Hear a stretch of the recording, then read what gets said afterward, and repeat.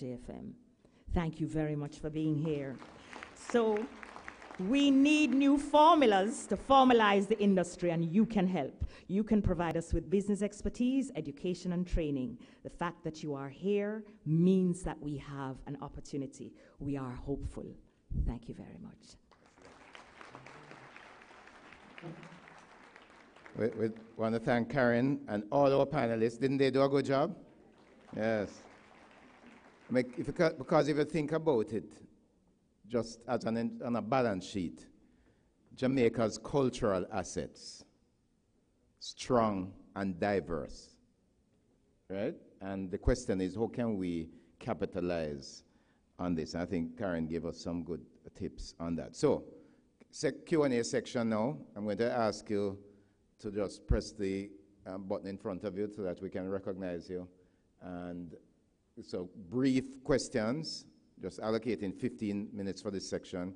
Brief questions and brief answers. The way I would put it, Twitter limits on the questions, 140 characters. Right? Go ahead.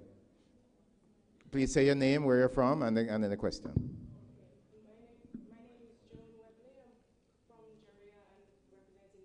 Jamaica Music Conference. I thought all of the presentations were excellent, and I thank the speakers for their time. I wanted to just very quickly reiterate what Ms. Karen Smith was saying, the need for support for those who are actually taking part in the activities now. I strengthen what the Minister has said in terms of the interest to form public-private partnerships. I commend this as a real way forward. And like the JFM, please note that the Jamaica Reggae Industry Association, Jamaica Music Conference is also looking forward to working with you in this regard. There's the Poetry Society, Manifesto Jamaica, Alpha Boys Radio, Dub Club, Jamnesia. Several spaces are active and in need of this kind of coming together in the way that South Korea and other governments have done this, working with the practitioners to kind of make a meaningful difference. My final statement, thank you for the time, is just to invite the diaspora to come back again in November for the Jamaica Music Conference. I feel that these kind of outreaches and linkages need to happen a lot more frequently than every 2 years for us to really make meaning of it. Thank you. Thank you. Good. All right. Thank you very much. So there are 2 microphones in the aisle we're going to take from this section. Yes, sir. Yes, give thanks. Michael Barnett. I'm very glad to hear about the discussion on the issue of music halls and the infrastructure that is needed here in Jamaica. And actually would implore those members of the diaspora who feel passionately about the cultural super sound of Jamaica reggae, investing in music halls, infrastructure, but what we need to identify the locations that the music halls would be installed in. So Kingston, I know there are some discussions about possible locations for a music hall there. I think it would be suitable to have a place identified in Montego Bay, but sure. All right, we need to just basically action. Thank you very much. We know the problems, action, but we have... Noted. I'm going to take the other question now. Thank you very much. Minister Granger will respond to that shortly. I'm going to take 3 at a time, and then our panelists will respond.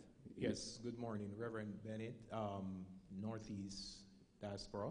Mm-hmm. I want to commend the panel and what is happening in the particular ministry regarding to the product of our music and culture. It's great, and thank you so much for the work that you have all been doing. My concern has to do with us in the diaspora. I'm listening to the sessions, one after the other, and there are particular needs that are coming forward, but I'm not hearing any strategy for diaspora-wide. And I'm wondering, how is it now that after we leave this conference, as members of the diaspora, we are going to get together to say, how do we help in these regards? Is it that you're expecting us to see the need and just respond to the need openly, or are we in the diaspora outside of Jamaica going to organize ourselves and say, okay, here's how we are going to respond to the various ministries and the various needs? What can we do? Is there a strategy somewhere? We need to be discussing this because It can be just another talk shop. Sure. So how can the diaspora organize itself Yes. to respond? Thank you very much. Noted. One more on that side. Yeah. Corey Hyde, UK delegation, and we're standing by the ministry to advance whatever mandate the mission to make sure that the creative industry is being sustained. And one of the recommendation is this: for mechanical rights, it is very important. And one thing that can be put in place is that we have in UK a system where promoters who are having events also pay a small fee. So the framework can be designed by the ministry, and we can advance that, make it a easy medicine to swallow, so we can create a narrative around that. So we're standing by to support any initiative that can recover some mechanical rights. Sure. So that is one point. Thank you very much. And then this last question from here, sir. Winston Miller from Markham, Ontario, Canada. I just want to say kudos to the panel. And Minister, the question is directed to you. I want to thank you and your team as well.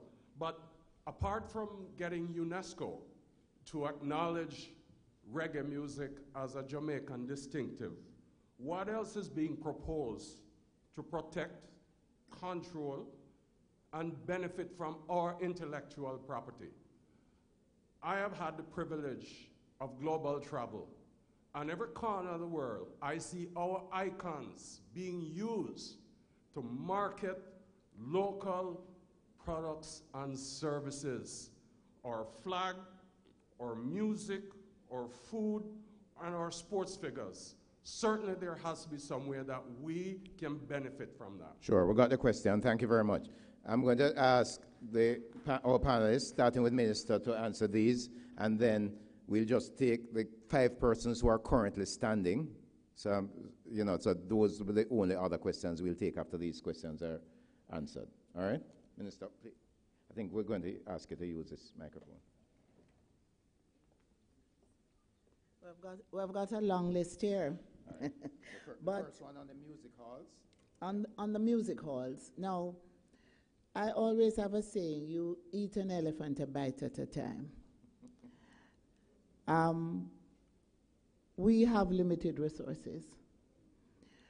We don't have a proper concert hall or performing arts center. But we must start somewhere. And so the plan is to establish state-of-the-art facility in Kingston, the capital. However, across Jamaica, there are facilities that we're going to ensure are upgraded, not just for music, but also for sports. So you have auditoriums, school auditoriums, that there just need to be further upgrade that those facilities can be used. So I understand what Dr. Barnett was saying, but we have to recognize what our limitations are, and we have to plan. And as I said earlier, what we're planning is over a 3 to 5 year period. And so we'll start with the one in Kingston. We will look at facilities outside of Kingston that can be upgraded to facilitate performances. And then we'll move forward.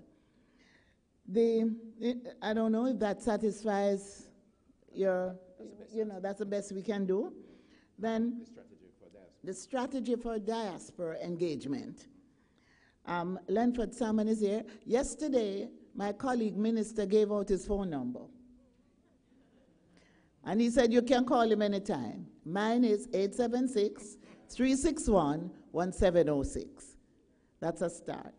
But the secretariat, Lenford Salmon is here. We have actually started engaging the diaspora through our missions, through our embassies, through our consulates, and through the Jamaica National and Grace Kennedy Network.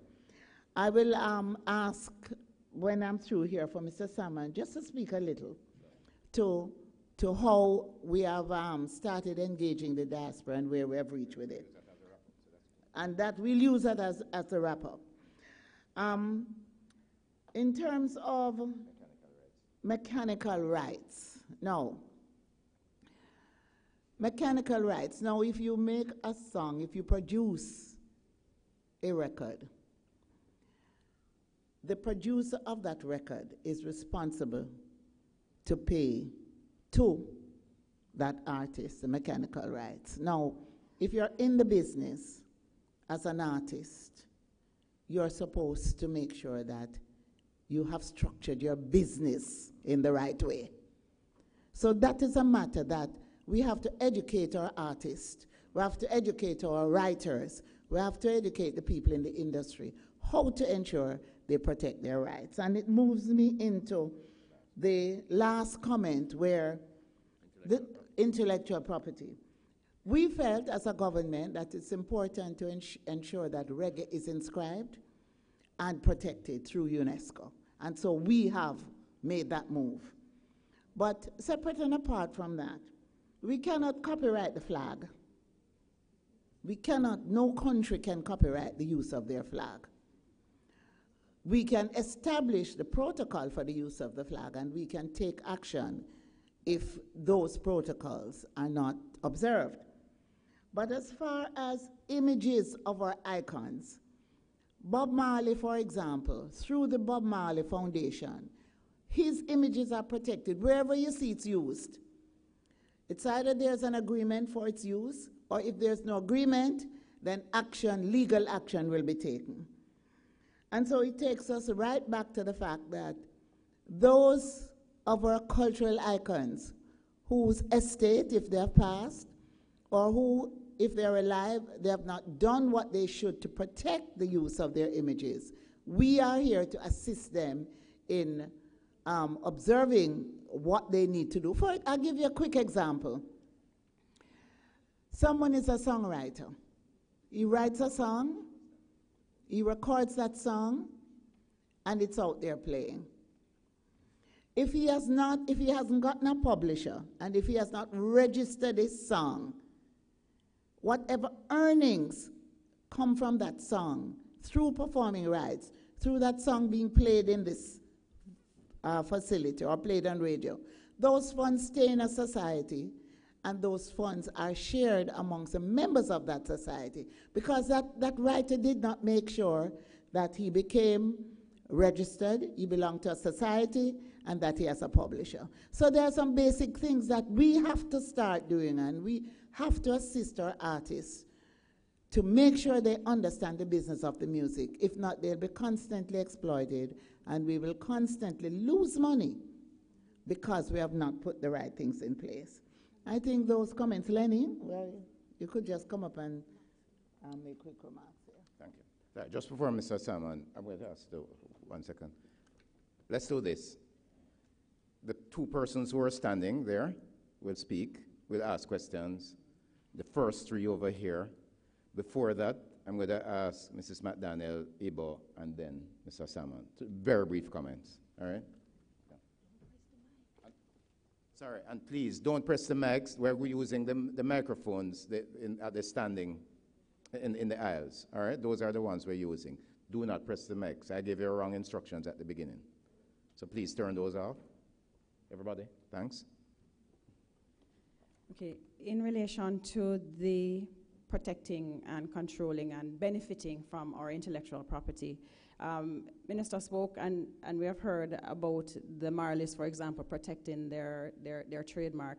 Trademark requires constant policing, and we have not acceded, for example, to the Madrid Protocol that would allow us to actually register marks in multiple jurisdictions. And so that is something as a country, and Ambassador and Minister are here, the Madrid Protocol is significant in relation to us protecting trademarks. And also as a government to actually have the funds to protect those marks once they are registered.